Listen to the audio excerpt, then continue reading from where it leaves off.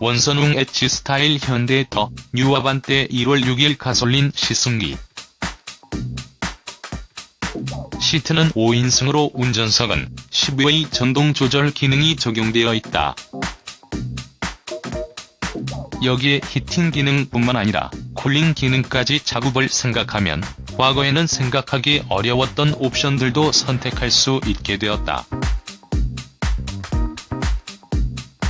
뉴 아반떼에는 가솔린, 디젤, LPI 등 3가지 엔진으로 운용된다. 가솔린 모델은 동력 손실을 줄이고 연료 효율성을 향상시킨 차세대 엔진 스마트 스트림 가솔린 1.6이 아반떼에 처음으로 적용되었다. 1월 6일 디젤 엔진과 LPI 엔진은 기존 모델에 탑재된 엔진과 동일하다. 1월 6일 가솔린 모델의 복합연비는 15.2km/리터. 이번 시승 행사에서 목적지에 도착해 확인한 평균 연비는 12.6km/리터였다. 급가속이 빈번하게 일어나는 시승 상황을 고려하면 수긍할 만한 수준이다. 일반적인 주행 상황이라면 재원표 상위 복합연비를 넘는 일은 거의 없을 것으로 보인다. 시승 차량은 스마트 스트림 가솔린 1월 6일 모델. 기아 K3에 처음으로 탑재되었던 바로 그 엔진이다.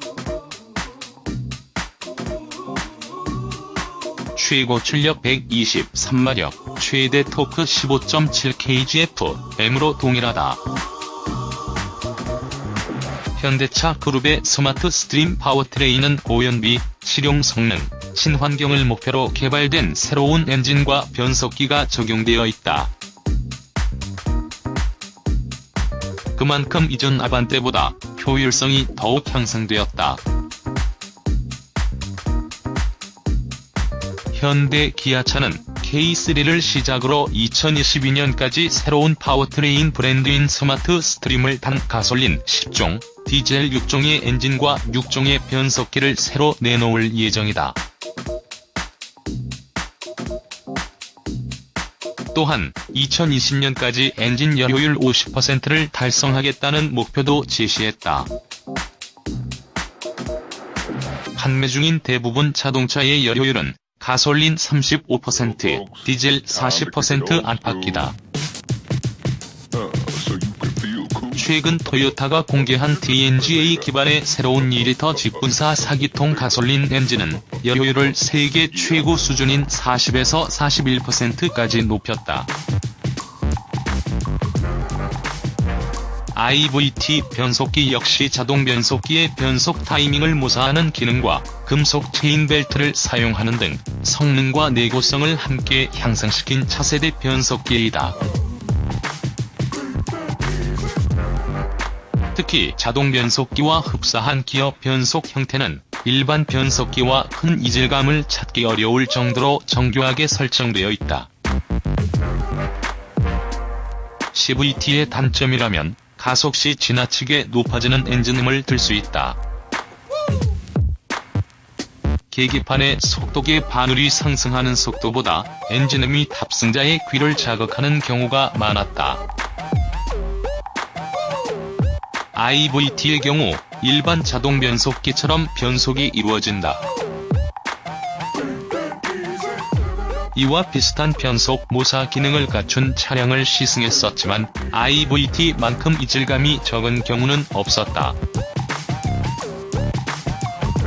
엔진 부미능도 적절히 스포티한 분위기를 더하는 데 일조하고 있다.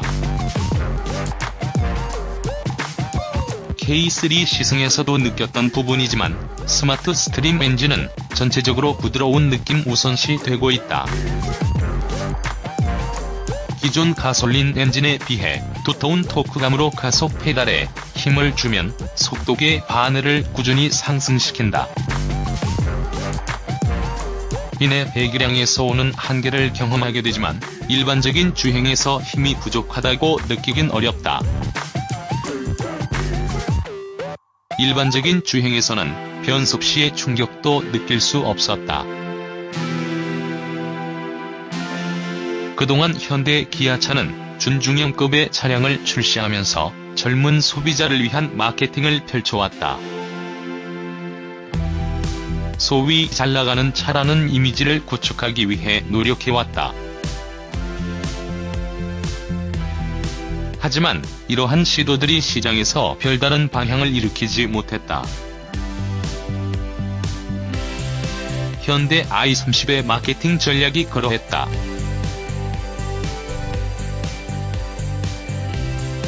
완성도가 높은 해치백 모델을 출시했음에도 불구하고 잘못된 마케팅 전략으로 판매 부진을 겪은 대표적인 예이다.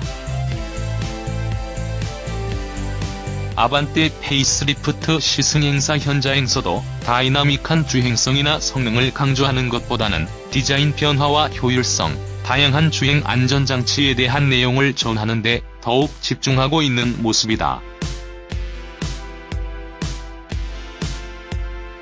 젊은 소비자들이 원하는 구매 포인트를 파악하고 여기에 집중하고 있다. 댐핑 스트로크는 짧은 편이지만 그렇다고 승차감이 하드한 쪽은 아니다. 다소 푹신한 시트가 단단한 하체에서 올라오는 충격을 상쇄시키고 있다. 노면의 정보를 대부분 읽고 지나간다.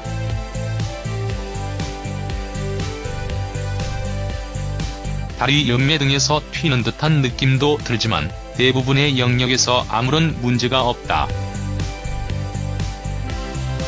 다소 묵직한 스티어링 휠 또한 와인딩 로드나 헤어핀을 공략할 때 안정감을 준다. 스티어링 휠의 응답성은 예민한 편이지만 브레이크의 응답성은 상대적으로 덜 예민한 편이다. 주행 모드는 모두 4가지.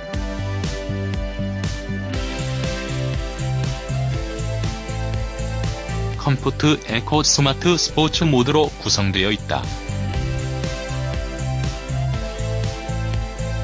기어 노브 하단의 주행 모드 버튼을 누르면 컴포트, 에코, 스마트 모드로 전환할 수 있으며 기어 노브를 왼쪽으로 밀면 스포츠 모드로 전환되는 것이 특징이다. 스포츠 모드로 전환하면 더 높은 회전수를 통해 민첩한 움직임을 보인다. 주행 모드의 경우 스마트 모드로 설정하면 굳이 다른 모드로 전환할 필요가 없어 보인다.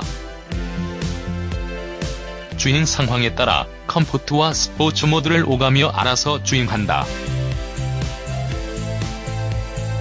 계기판에는 현재의 주행 모드가 표시되고 그 바로 밑에 현재 주행 상황을 마일드, 다이나믹 2가지 구분해 표시해주는 것도 특징이다. 아반떼 페이스리프트 모델에도 다양한 주행 보조 장치들이 적용되었다. 안전하차 보조, 차로 이탈 방지 보조, 운전자 주의 경고, 후방교차 충돌 경고 등 첨단 주행 지원 시스템이 신규 도입돼 안전 및 편의성을 강화했다. 특히 안전하차 보조는 후측방 차량과 충돌 위험 시 경고 알림이 작동해 승객들의 안전한 하차를 돕는 기능으로 동급 최초로 적용됐다.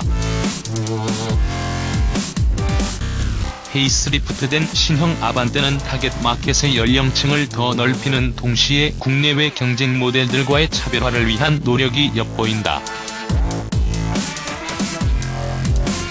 상품성이나 제품력에 있어서는 충분한 수준에 올라와 있지만 결국 소비자들의 눈을 사로잡는 화려함과 매력이 필요하다. 새로운 아반떼는 바로 이러한 부분을 소비자에게 어필하기 위해 노력하고 있었다. 해외 시장에서 기아차에 대한 평가가 현대차보다 높다는 점도 의식하지 않을 수 없었을 것이다. 논란은 결국 판매 실적으로 답하게 될 것이다.